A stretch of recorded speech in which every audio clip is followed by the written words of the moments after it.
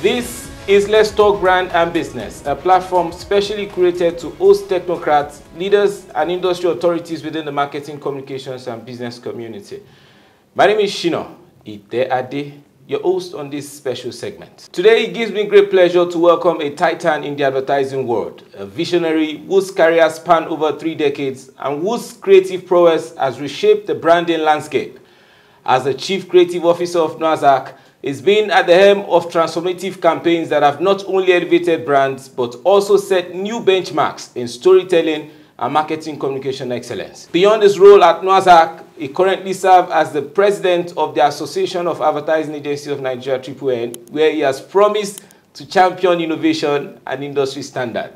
I bring you Mr. Lanre Adisa, President, Association of Advertising Agency of Nigeria. You're welcome to the show, sir. Thank you so much for having me.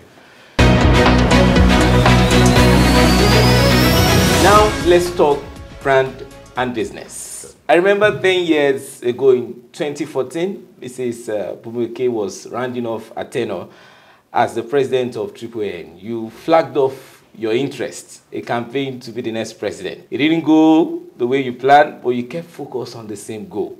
10 years after, you are here as the president. Why are you so interested in leading the association? Does it come with some certain privileges you feel others have enjoyed and you need to take your own portion as well? Okay, first and foremost, thanks for having me. Yes, you're right that I made an attempt 10 years ago. I threw my hat into the ring, like they say. But 10 years ago is so different from now. And if you also check the records, since that particular year, I never really came out to run for any office apart from the last 4 years as an ex-officio of AAN. There was a reason for running 10 years ago. I was actually challenging the status quo, which is what I do in my day-to-day work. There was a particular tradition that I was challenging, this automatic office for the VP, that once you're a VP, you become the president. And I didn't think that was something any organization, especially a group of people who deal in ideas, should encourage. And what if the next VP, was of no good to the association? That it should not be an automatic, thing transition into from VP to president. And I will still stand by that. Of course, I will encourage a VP to run for office because you've had 4 years of experience. If you have something to add, otherwise, if you don't have anything to give, there's no point saying that it's automatic for that person. That was my stand then, and still my stand, today. So I haven't said that, but in between then and now, I've also, had more experiences in other things. But I must tell you also that despite that particular, incident of running for office and not necessarily getting it, it was not anything disenchanting for me. If anything, I doubled my interest in AAN. You see, my interest is very simple. I've always been interested in being part of those who will move the industry forward. And any role, anything, in any capacity that I can do that, I will never shy away from doing that. So, even without being an office holder within... Even without being an office holder. If you just go back, my first engagement with AAN was in 2004. That was when we had the transition from AAPN to AAN as we have it today. That was the first AGM that I attended, and the following year from there I was made a member of the membership committee, no, the events committee rather. So I was made a member of the events committee, and the year after that, Life came on board, and I was given the task, then at TBWA as the creative director of fashioning out what Life will be about. Even the name, there was no name, there was nothing. So we came up with the name, we came up with the logo, we came up with the essence of Life Awards. It's done 18 years, right now, so it's something to be proud of. And all of that, again, that was even before the 2014, scenario. And I've also been part of other committees. I was chairman of membership committee, chairman of the Constitutional Review Committee, and chairman of Life Awards. Of course, I've been part of Life Awards from onset for like 12 years before I had a break of 2 years, and I was called back to chair Life Awards during the COVID, year. So yeah. So I never really, because like I said, I was doing that to challenge a particular thing. There's no, nothing personal, no hard feelings. I'm always somebody, wherever I am, I want to contribute to making things happen. Yeah. But what's your motivation for taking on the role this 2024, 2024? Yeah. What motivated you to take on this role? And I mean, I would shoot straight. It wasn't like, oh, a lifetime ambition of having my name on that register or my picture on the wall. No. I must say that also I had people, almost every election year, people come to me and say, Lanre, what's going on? Will you run or not? So, but this time around, I mean, I had actually thought, there's so many things happening around, you know, my life, my career, all other things that, you know, do I really have the energy? Because if I'm going to do something, I really want to invest myself fully in it. So, but I thought about it, and I thought, I mean, I've been part of the last Exco, and with all sense of modesty, I think the Exco did very well in terms of bringing up, you know, the morale of the entire association, doing great stuff, and getting people to actually feel like, hey, we need a AAA that can actually deliver. And I thought, I looked in the horizon with other people who also approached me to say, look, if I don't do it, that will be a failure on my side. Again, like I told you, I'm always interested in how can we move things forward. So all my experience, all my years of, you know, contributing and all that will mean nothing if I cannot do this. And I see myself, in particular this time around, because I'm looking at the scenario. We have a new generation of creative people, no, sorry, advertising people now, not just creative people, who don't know where we are coming from. And they're living in a very competitive environment. So it behoves people like us to also serve as a bridge, you know, between our generation, the generations before us, and the guys that are coming behind, you know. I mean, after over 30 years, 34 years this year of doing this thing, at some point you've got to step back, you know. So what are you going to do? I mean, how do you motivate and inspire that generation? If you look at the new exco of AAA, for instance, apart from myself and, you know, Mr. Shola Degorie, every other person is, you know, relatively young and all that, which is what we're trying to do. So my role is not just to be a figurehead or be a president, but the fact that there must be continuity, and we need new thinking, fresh thinking from that generation to move forward. All right, now you are the president. What are your primary objectives for your tenure? You have, you know, next couple of years to... Okay, I mean, I have 2 years this tenure, and I ran on the pillars of what I call REV. REV is relevance, expansion, and value. That's how I see things, and so everything we're going to be doing is driven by that. Relevance is very important for the industry that we play in. As you can see, I mean, relevance within ourselves, within the ecosystem that we play in, the regulatory authorities, the government, the public, and all that. We need to really, you know, we deserve, you know, to be recognized for what we do. We actually create value. We help people to make choices. We help to make businesses, you know, have unfair advantages over their competitors. In other words, we grow the economy as well. We can look back and see all the things we're doing for brands that people don't really get to know about, and how these things can impact on people's lives and their jobs and their careers and all of that. But do we get enough credit for what we do? I'm not too sure. Are we doing enough deliberately to also ensure that we earn that credit? I mean, that is the job that we have to do. And relevance also, not just within the local environment. Relevance outside of where we are. We need to play big within the continent and outside of Africa, that people should respect. But I mean, mark you, in the next 4 years or thereabout, advertising in Nigeria will be 100 years old. We don't seem to realize that. Lintas came on in 1924. I'm sorry, 1928 rather. The same year, Lintas came on in India, 1928. So advertising in Nigeria and India actually are of the same age. So if it's going to be 100 years practice in the next 4 years, can we say that the respect that India gets is the respect that Nigeria gets? Not so. So, I mean, I think to me that's very important, yeah. Right, thank you very much. Given the rapid changes in the advertising industry, what immediate challenges do you see for AAN and its members? I mean, you just talk about not being fully recognized, and there's also the cry of low barrier in entry, and it's not being seen as... Yeah. So, and a whole lot of that will still go back to REV.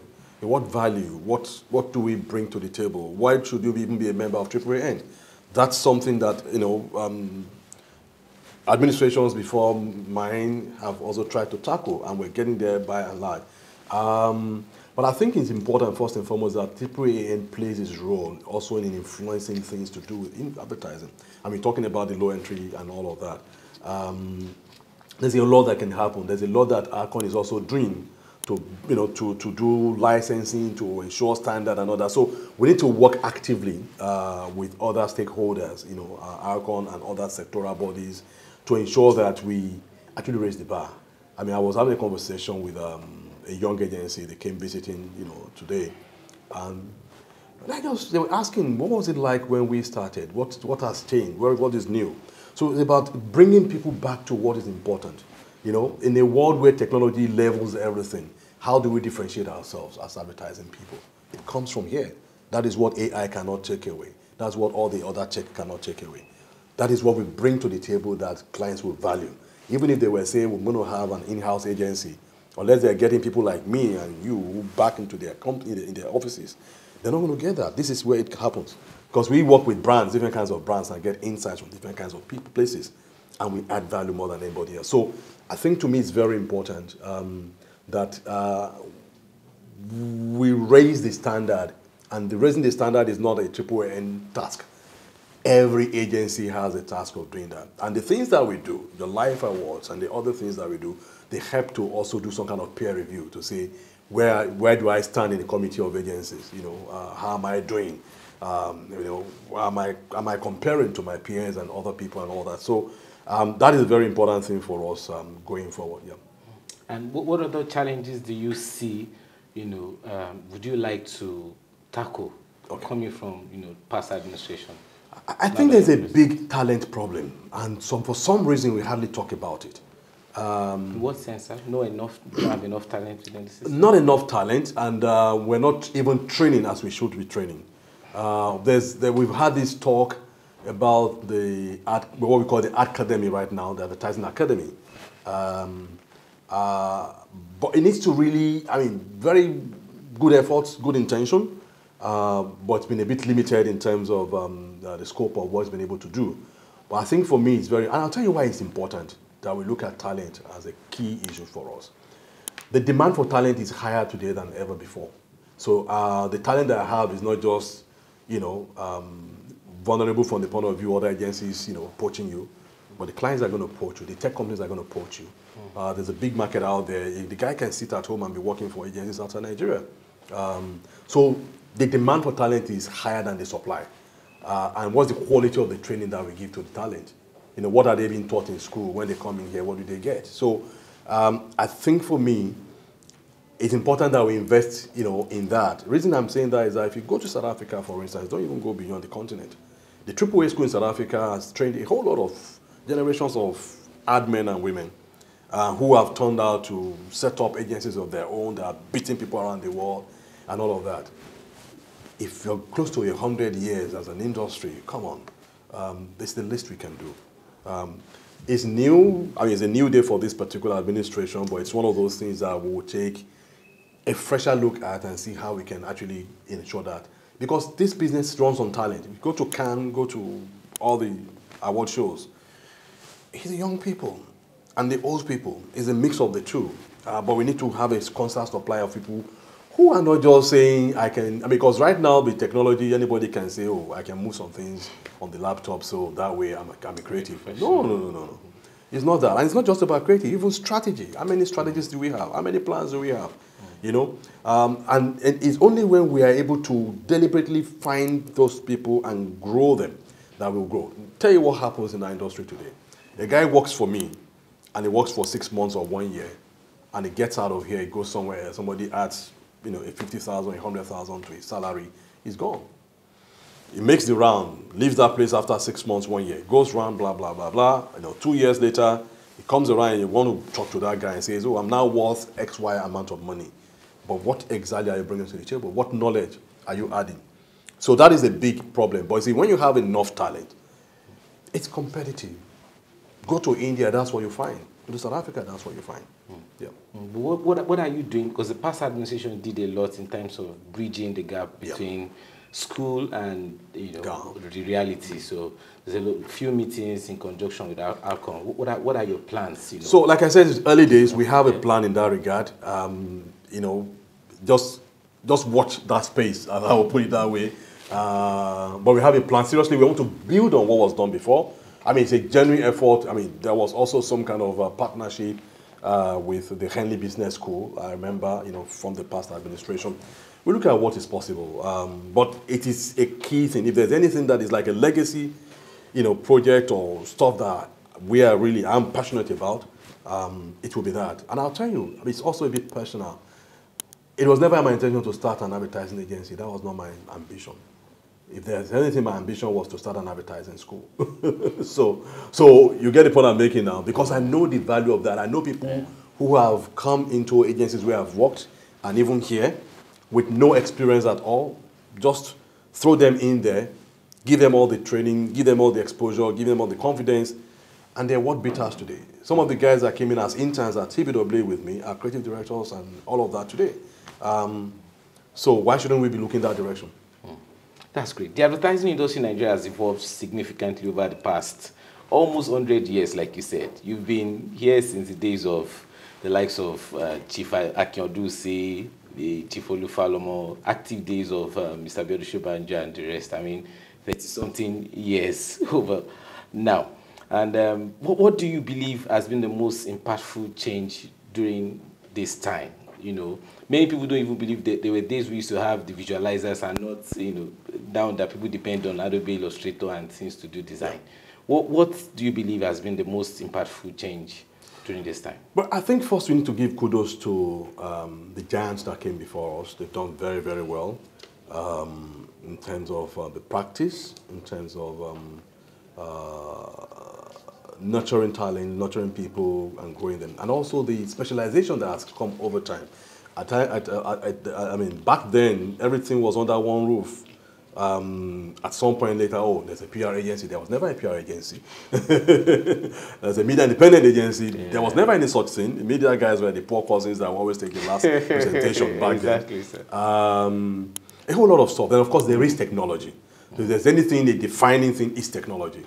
I remember back then when the computers first came, you'll probably find them on the desk of the MD and covered up and all that, like an ornament or something. And it was a big thing. But, all of that has come. But also in that, it's not all, smiles and what have you. Sometimes also technology can be a downer, that people get lazy. All the craft that we had, that people could draw and do all of that, now they can just resort to your computer and get a stock image and all that. So there's a whole lot, here and there. But technology has been a big, big, big defining thing across board, But yeah, that's where we are. But do you believe technology can take the place of talent in this industry? It is not possible anywhere. Technology is important, but it will only be complementary. It's garbage in, garbage out. It's what you do with it. When everybody gets the same technology, what differentiates A from B? It's the thinking. Because at the end of the day, that's why we are in this business. In the business of talking to that woman, Karen, talking to the man in Lekki, talking to the woman in Kafancha and all that, and say, give them a reason why, after going through the stress of the day, they have to take a look at this thing and make a decision. The tech will not do that for you. Yeah. AI can write you copy, but that copy will not resonate with the person because he has not lived. AI will not give me some of the things that we did for some of our brands because those things are coming from lived experiences, from interacting with people and being able to, distill the insights from those people into, what is, because these are things that we lived. Take, for instance, some of those Airtel commercials, people say, that reminds me of my mom. That reminds me of my grandfather. You must have lived those things to be able to express. I'm not saying that there's no role, but we should not be lazy to say that whatever we get from AI or from wherever source is what we run with. How do you also bring the human factor into it to make it believable? Because people can see through when AI writes copy or does whatever.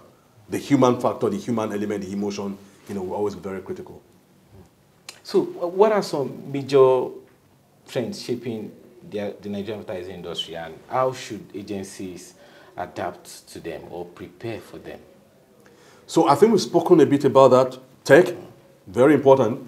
And tech is not just about the tools that we work with. The tech industry itself is a big competitor. Your Google, your Meta, and all of those things, big. You know, I'm not too sure we were prepared for it. And I'm not just talking about Nigeria. It's all around the world. You can see that most of the holding companies and co, what have they done? Either they've invested in tech or they are buying up tech companies and stuff, because that's where things are going. As an industry, as a nation, yeah, there's a whole lot that we can do in that regard. It's a major, major, major thing, and it's shaping and reshaping things. How we grapple with that, what we do, is a collective responsibility for us to move forward. All right, so what role does AAN play in shaping advertising regulations and policies in Nigeria? Or is this solely the responsibility of Aaan?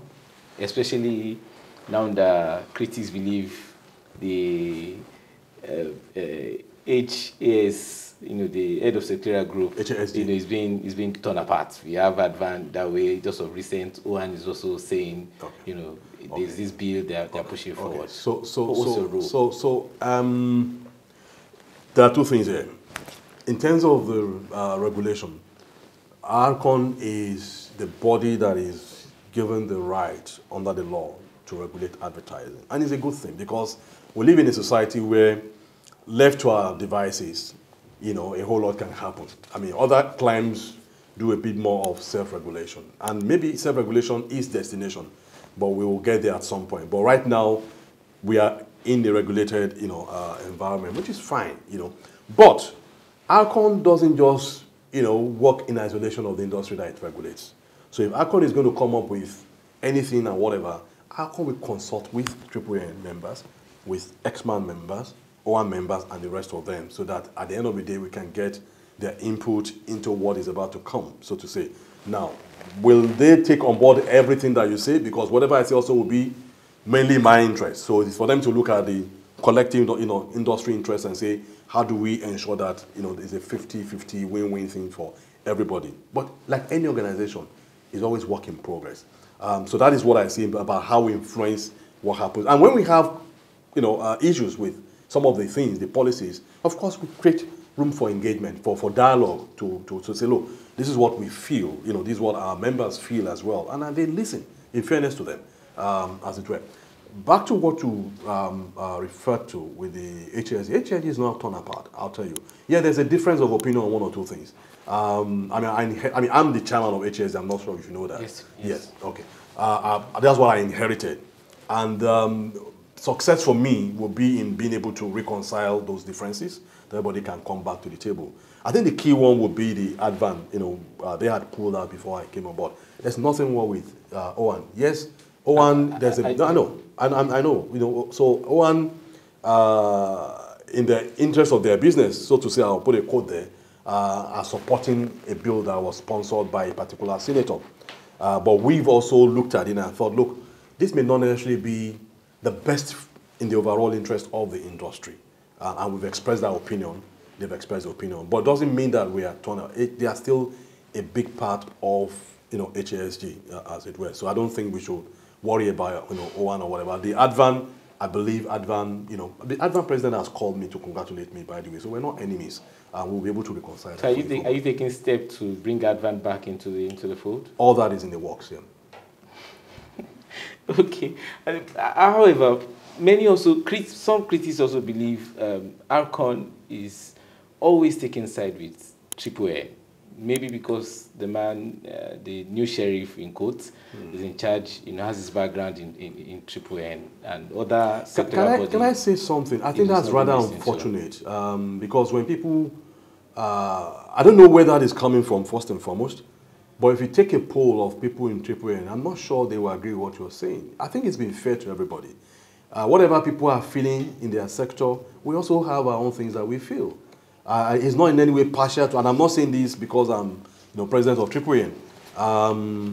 He has a job to do. Yeah, people can say that, oh, the idea of our APCON that transformed into Aaan, that it was mooted and birthed by AAPN of those days, which was visionary of them. If they didn't do that, God knows where we'll be today. So we should even be, we should show appreciation for that, visionary thinking on their part. Yeah, the man could have come from X-Man or wherever. I don't think that should be the issue.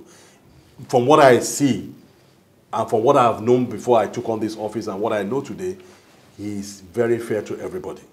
So I don't think that is a fair comment on the role of Aaan and the man at the helm of affairs. Yeah.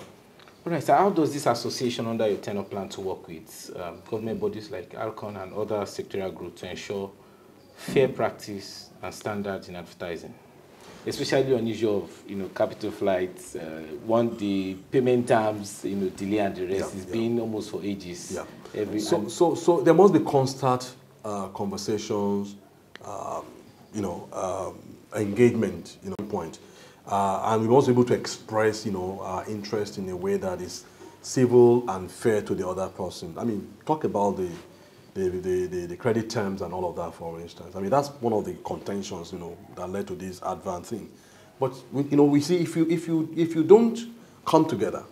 By the way, the mantra for my campaign was stronger together. And that mantra was not just for AAN, it's for the entire ecosystem. If you don't come together, you're not going to have any resolution of anything. If I stay apart and you stay in your own world, nothing gets done. But when we have a constant, a conversation, we can find a middle ground to resolve our problems. So I believe we'll be able to do that. But what initiatives are in place to foster collaboration and knowledge sharing among advertising agencies in Nigeria? I mean, your tenure? My tenure will build on what already we have. I mean, at the moment, I mean, we have the largest gathering for us this part of the world is Life Awards, which helps us to find a way of not just celebrate good work, but we can also come together. There are also avenues within AAN where we actually have opportunities for young people and other practitioners to come together on a social level. I mean, we have a welfare committee, for instance, that speaks to some of the issues affecting members and all of those things.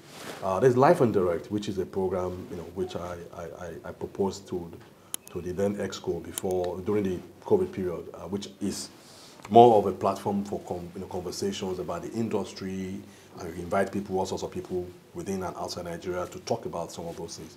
But we need to do more. It's the most taking me back to what I said about developing talent and the rest of them. You need to do more in terms of sharing knowledge, doing more with other sectoral bodies as well. I think it's important that we don't just talk to ourselves. HASD, for instance, as a body, HASD, we need to explore ways of getting the industry to talk to one another, not just at the level of leadership, but also at the other level. Everybody has one form of award or the other, or project or initiative or the other.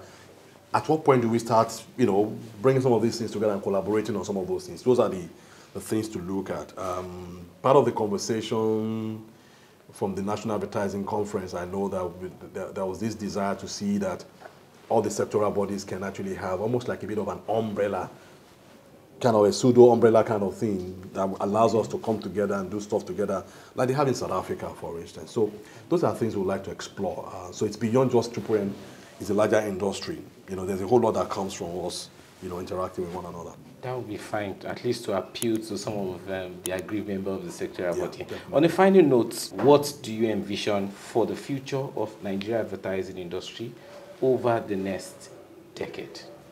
Well, I think it's a very simple thing for me. When I go to international awards, festivals, I want Nigeria to be celebrated. And it's going to come from our work. We need to be more authentic in what we do and share that story with the entire world. So I can raise our flag in those places. To me, that's very important. So we need to do a whole lot of stuff on the ground, encourage ourselves to be better at what we do, raise the game, raise the competitive landscape, so to say, and know that the competition is not within ourselves, it's with the world. Whatever we do that allows us to be able to get to that, kind of thinking and initiatives that encourage that, then to me that would be an achievement that we all can retire from this business and say, that's where we took Nigeria advertising to. I think it's very important. That's where we draw the curtain on this edition of Let's Talk Brand and Business. It's been a pleasure talking to you, sir. Thank you so much. Thank you. We'll be back to follow up on this industry issues and story.